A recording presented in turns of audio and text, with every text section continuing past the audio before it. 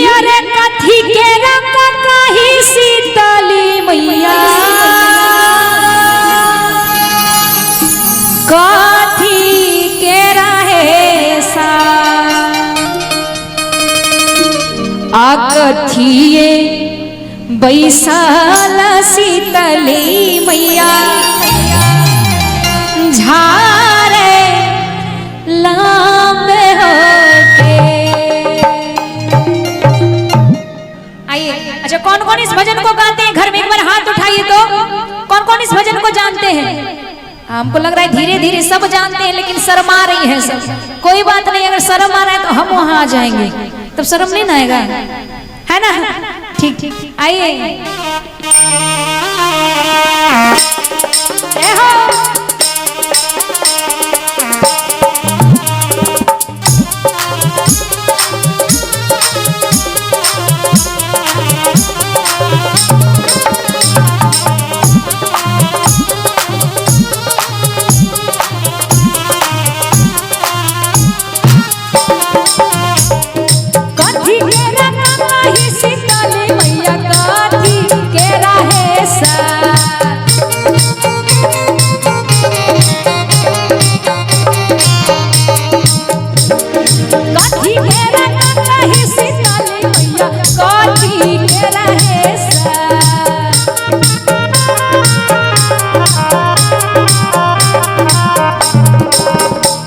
अरे कथिए, अरे कथिए, अरे कथिए बैठाल शीतली मैया झारना में होके।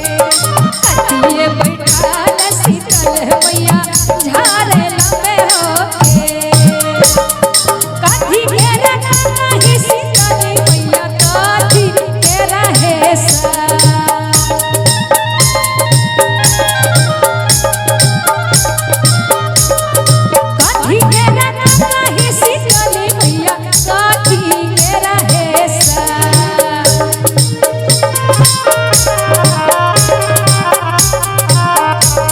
अरे कथिए, अरे कथिए, अरे कथिए बैठाल शीतल मैया झारला में होके।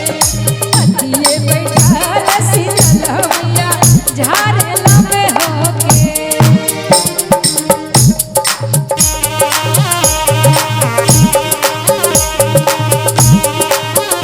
जय हो मैया।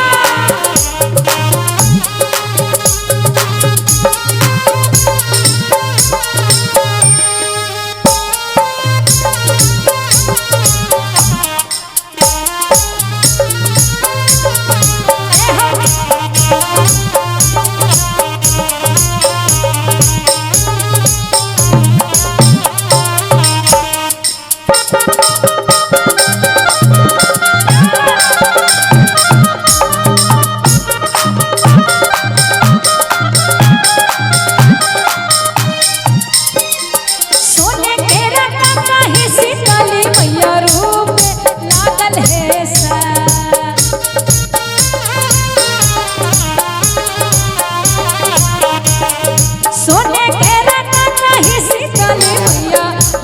लागल है सा।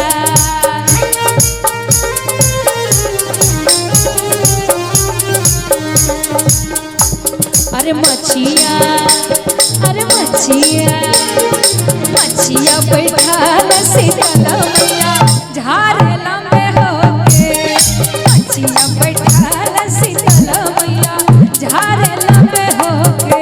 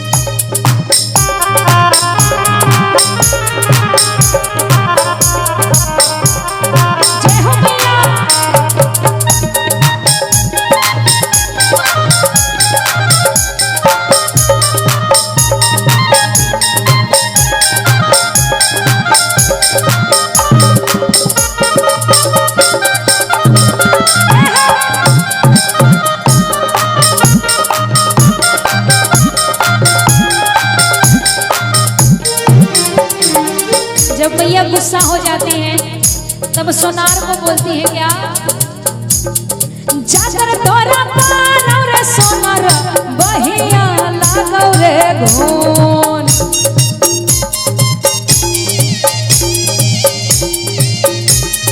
जाकर तोरा पानौ रे सोनार बहिया लागौ रे घोन।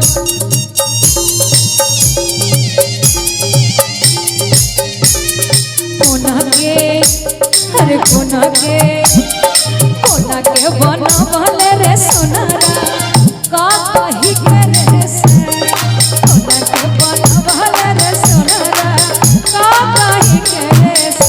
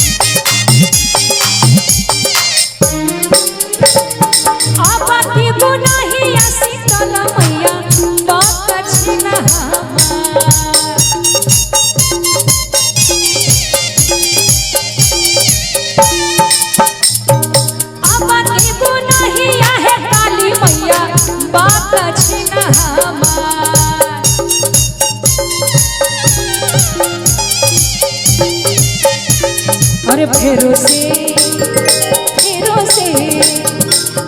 से बनी वैसी चलो मैया का कही के सा।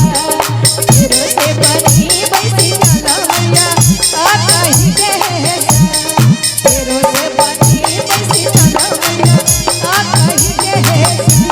फेरो से बनी वैसी चलो मैया का कही के सा। फेरो से बनी वैसी चलो मैया का कही के सा।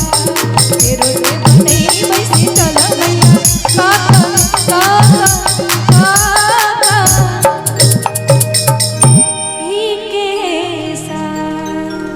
बहुत बहुत दिल से शुक्रिया। हमको लग नहीं रहा है कि हम अपने दूसरे जगह आए हुए प्रोग्राम करने के लिए। हमको लग रहा है कि हम अपने ही गांव में प्रोग्राम कर रहे हैं और अपने लोगों के बीच में है ना। आज से आप सब मेरे परिवार हो गए, परिवार के लोग हो गए, तो अपने लिए एक बार जोरदार ताली बजा लीजिए। सचमुच में इतना जगह प्रोग्राम किए हैं लेकिन इतना शांति और इतना प्यार कहीं नहीं मिलता है जो आप लोगों से मिल रहा है। हमको कुमारखंड गांव हमेशा याद रहेगा, जब भी जाएंगे तो याद जरूर रहेगा। रामनगर गांव हमेशा याद रहेगा। चलिए बहुत बहुत लेकिन नेहा जी